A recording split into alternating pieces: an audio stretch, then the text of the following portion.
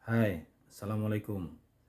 Kita tentu semuanya tahu apa itu emas ya.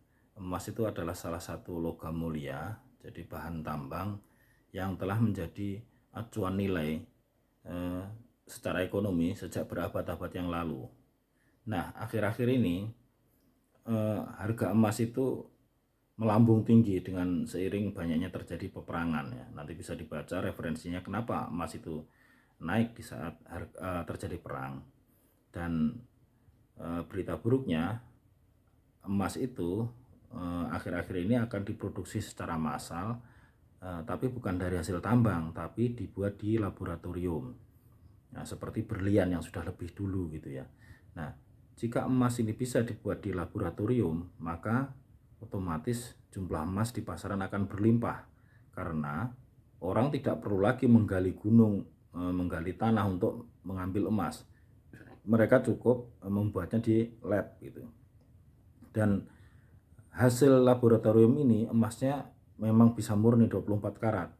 Ini tentu akan banyak mengubah data fundamental ekonomi dunia ya, karena kita tahu emas itu menjadi jaminan bank sentral jika dia akan mencetak uang kertas gitu. Dan emas juga banyak disimpan oleh masyarakat sebagai barang yang dianggap sebagai investasi yang paling aman. Tetapi jika produksi emas di lab ini yang awalnya konon kabarnya hanya untuk kebutuhan stasiun luar angkasa, jadi untuk pelapis pesawat luar angkasa, stasiun luar angkasa internasional dan pelindung astronot dari radiasi, dibuat sebanyak-banyaknya, dikhawatirkan nilai emas itu akan jatuh, bahkan emas itu tidak ada harganya lagi. Tentu ini tidak hanya berpengaruh secara ekonomi, tetapi juga secara culture, karena emas itu juga kalau dalam agama saya Islam itu menjadi acuan berbagai hukum gitu ya, kayak zakat, kemudian banyak yang lainnya. Jika emas ini kemudian berlimpah dan nilainya jatuh, emas yang sekarang disimpan di masyarakat juga akan jatuh. Nah, tentu kita akan mengalami permasalahan gitu. Nah, ini banyak faktor ya, karena diduga kan emas ini kan selalu berlawanan dengan dolar ya. Kalau di perdagangan komoditas itu logonya XAU, pasangannya dolar, SAU USD gitu.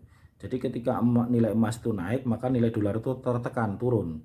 Dengan banyaknya perang, nilai emas itu naik, otomatis dolar ini turun.